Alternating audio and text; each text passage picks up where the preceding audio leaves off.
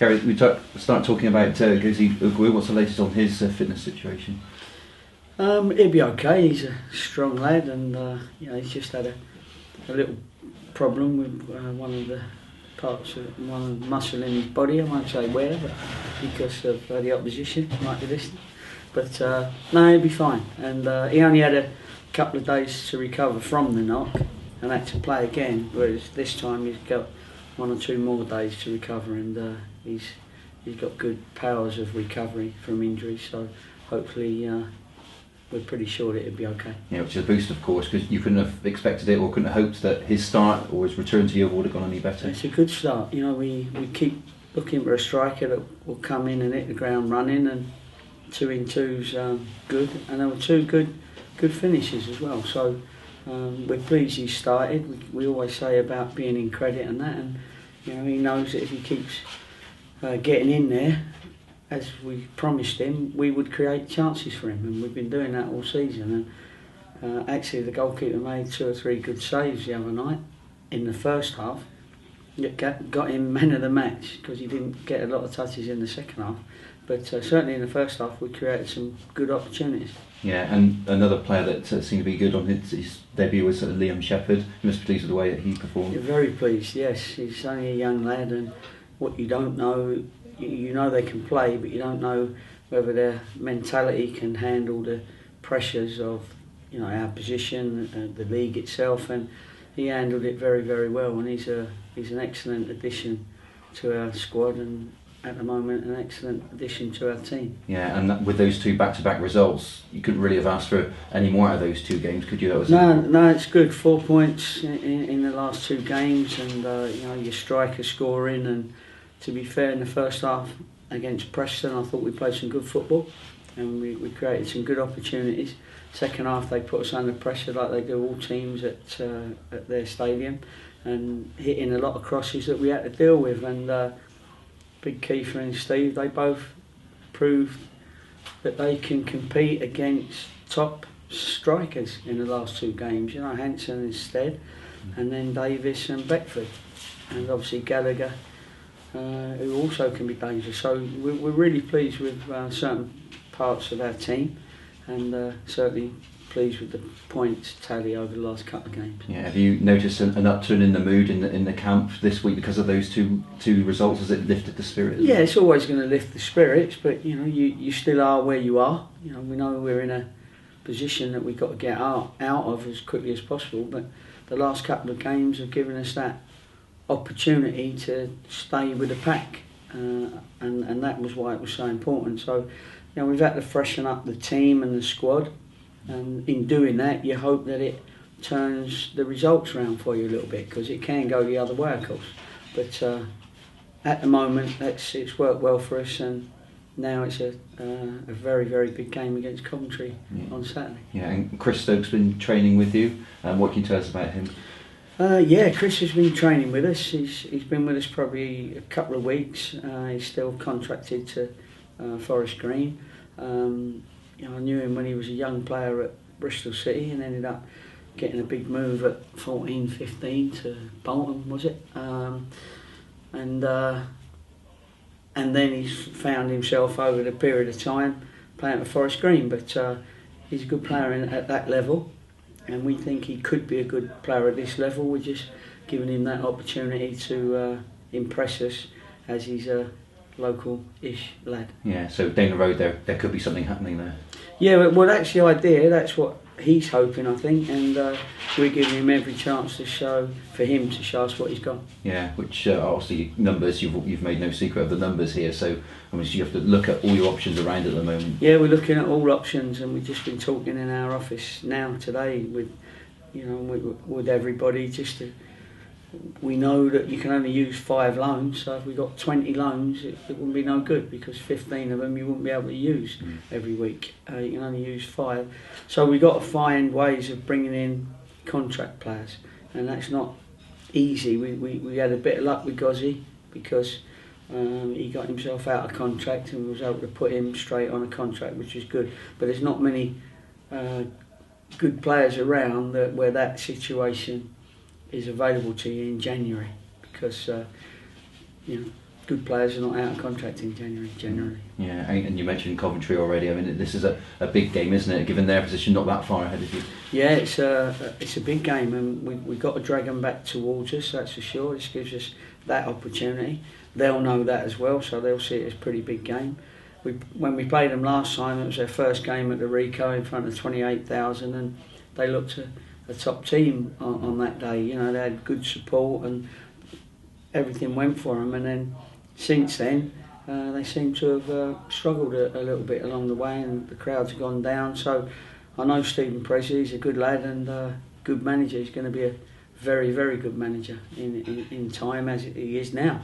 But you know, he'll go on to bigger and better things eventually, even though Coventry are one of the biggest sides in our league. So we know that they'll be organised. We know that they'll want to come here and try and win the game, because they need to put distance between us and them.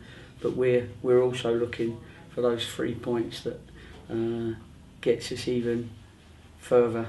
At this point, we now will see us move if we get 3 points, move up the table. Yeah, and potentially coming up against Aaron Martin, of course, as well. Is that something you can hopefully use advantage? Obviously, you know his game. He may be motivated, I suppose, in the reverse. Yeah, I think we've got to worry about our game. We don't want to be picking out players on the opposition, because that's what he is now. He's not on loan there.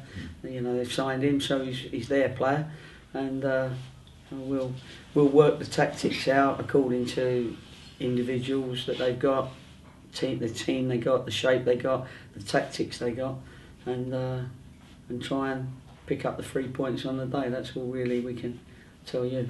Good one. Thank you very much, Gary. No problem. On the Giants, actually, talking about that play tonight, was it quite nice to watch a play inspired by somebody dreaming of your job? Yeah. That's actually what it is. There's a few about like that, isn't there? Eh? I'm sure it hit home to many, many people. And it was a real good play as well. It was very funny. The two people that in the play were magnificent. You know how they remembered all the dialogue and their acting prowess. I really enjoyed it, and me, Terry, and Darren had a good laugh, and Andy Rossett, one of our directors, and my wife was there. So we had a good laugh, because whoever wrote the play and whoever put it together knows a lot about football and the insides of football and how things work. And it was funny, it was sad, and I recommend people to come and see it. It's on here tonight, isn't it, at Huish Park in the Alex Stock Lounge, I think. And if you want a good laugh and a bit of a cry, then and they take the mickey out of me a little bit as well, which was funny to Darren and Terry anyway. And it was a very good play, and I can only recommend it. And if you miss it, then you've missed something. It's very good, and it's based on Yeovil fans, and as you say, based on a person like any other person who thinks he could be Yeovil manager. And tomorrow, the plan, or this weekend, there's an exhibition for Glovers fans about the plans for redevelopment here. How vital is it that fans come down and have a look at these ideas? Well, I don't know about vital, they're all strong words sort of thing, but it'd be nice for people to take an interest, because there's been a lot written about everything, and sometimes to earn an opinion you have to come down and get all the information, and I think that's probably what it's all about. Again, I'll be there as well, because sometimes you ask me questions about it and I'm not sure that I know everything about it, so it'll certainly be interesting, and it'd be nice to know where we are with it all. And potentially, I mean, without talking too much specifics, it's a financial beast for the club, which is something that would be vital. No, that's vital. No, you can use that word for that. And the financial, the club, whatever happens, if it wants to stay competitive, will need, and everyone knows, the chairman knows, the board of directors know, it needs that financial boost, that we can compete well at this level, and anything that comes in over and above what's already coming in is got to be a bonus, and it will help us become a stronger unit, a stronger club at whatever level we're playing at. Okay, thank you. No problem. I understand that Kevin Dawson's had an operation on the knee? Yeah, Kevin Dawson's had an operation, and Simon Gillett's got one coming up. So those two as we said, are out for the season, which is Sokolic's already out for the season. You've got Grant and Davis that have been out and don't seem to be making sort of any progress. Their injuries are big ones as well. Chris Will is another one. So we've been right unlucky with contracted players being injured because you can't replace everyone with a loan because you're only allowed 5 loans. And then when we got AJ and Rolfie not fit for Preston, it made us very, very short in the numbers game. So we had to put Gareth Stewart on the bench, and it was not a good job for them, but at least we was able to explain we could put 2 keepers on the bench because the Scunthorpe team had 2 goalkeepers broke their arm in one game, which has probably never happened before and will never happen again. But anyway, we could justify putting 2 keepers on the bench going up to Preston. I know that he hasn't figured he was on loan in Scotland last season. Adam Morgan, is there anything happening about him? Because he's not involved, is he? No, Adam won't be involved. No, he's waiting to move clubs really. So Adam's not in our plans. Okay. And also as well, I know you're looking for free agents. You've got the lad Stokes training with you, but has Kiefer's form at the back, has that sort of made life a little bit easier for you, a little bit less stress? Well, it has in this moment in time because we would have been scratching around for another centre back, and he's come in, and him and Stephen Arthur-Worry been absolutely perfect in the last 2 games against, as I said, top opposition. And then when Nuge now comes back, we know we've got 3 centre halves. As 2 to play and 1 as cover, and if we did want to go 3 centre halves at any time, we know we've got them as well. Sort of, if we went a 3-5-2 or something. But he's certainly given us and himself another string to our and his bow, and I think he's done fantastic. And from what I read and hear, his supporters have agreed with me on that, and you people in the media. Thank you. All right. So just topical, right? What would your reaction be if you were sat down, doing your job down there, and the crowd started shouting 4-4-2? Would you change, or would you keep it as it was? Who's shouting out that? Man United? Yeah. Because that's all you ever talk about. Keep that. Well, I just wondered what I thought the comment from Lewis van Gaal was brilliant, where he riposted, didn't he, something like, Man United have got 600 million supporters all over the world, and he cannot listen to all of them and act on it. So I will say we've got 10,000 supporters all over the world, and I can't react from all of them. Do you know what I mean? But it's like this play. Everybody feels, and everybody would love to do your job, and we know that, and we understand that, and they see the good bits, but they don't know what it's like when you're not feeling as good. After a defeat or something, but all you can do is put in the effort and the enthusiasm and keep it going and ride the bad times and then don't get too excited over the good times, because football is all about ups and downs. But when you're the Man United manager, then of course you're under an unbelievable microscope, and you've got to believe in what you're doing, and it's same as us anyway. Believe in what you're doing and do it, and then you've got to get the players to buy into that. You've got to try and have the finances to bring in the best players in all those positions at your level. So I don't know if I've answered your question, but at the end of the day, managers have to stay strong in their philosophy, in their head, and what they're looking to do. Well, taking it on from that then, do you think it was a coincidence he changed to 4-4-2 at that particular point in the game? Well, no, it may be that him and the crowd have the same thoughts. Sometimes you change, not because the crowd have been singing for a change, but they've spotted it, and he spotted it at the same time, and it's a good idea. You wouldn't not do it because you think it's right, but the crowd, I won't do it because the crowd are singing it. Do you know what I mean? You're doing it for the right reason. So. And sometimes it depends on the players you've got available and what shape you think. But interesting. But I'll try it on Saturday, see what happens then. Yeah, well, you look like a crowd, but you ain't exactly a crowd. Go on, Steve. Yeah, back to Yeovil Town.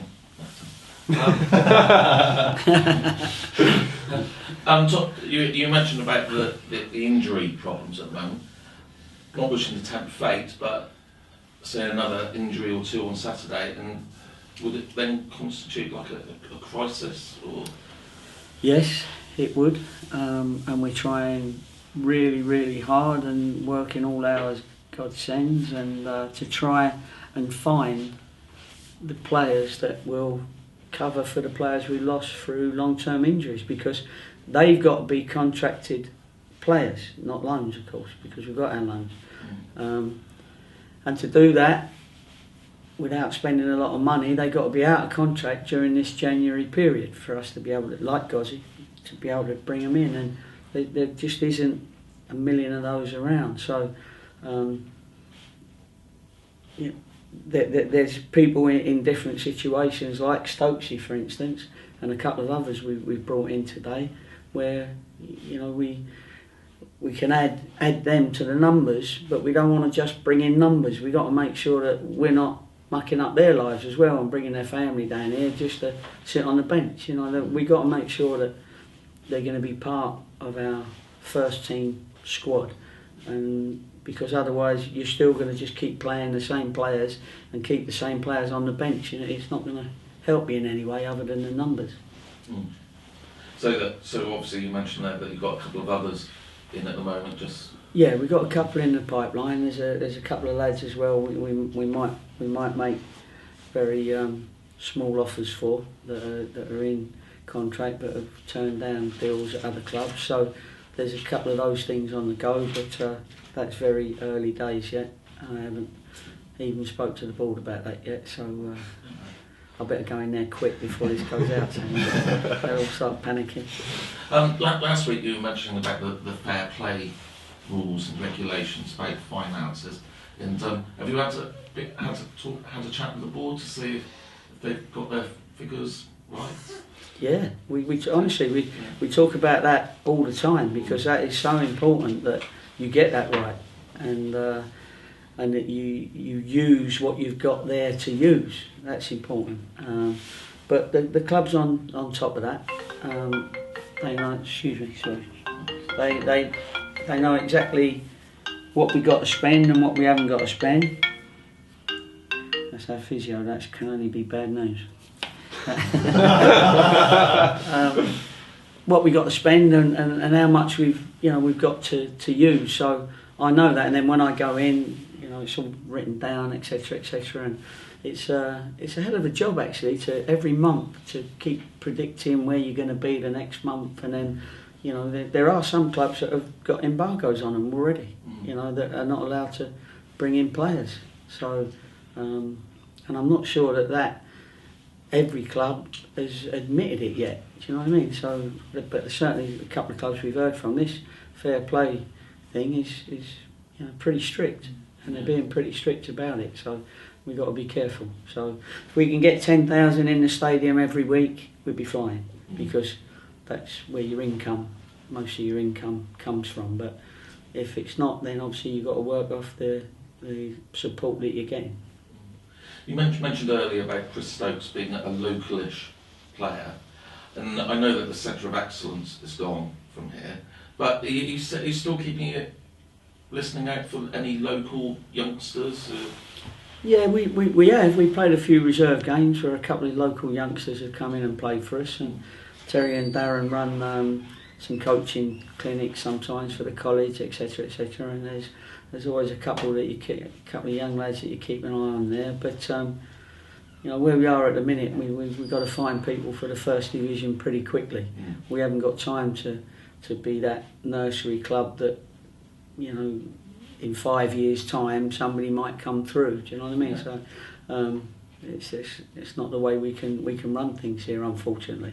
The reason why I ask it is that it's because one of the college youngsters has been selected for England under 18s this week or last week. No, that's right. And we do keep in touch with those players and that player.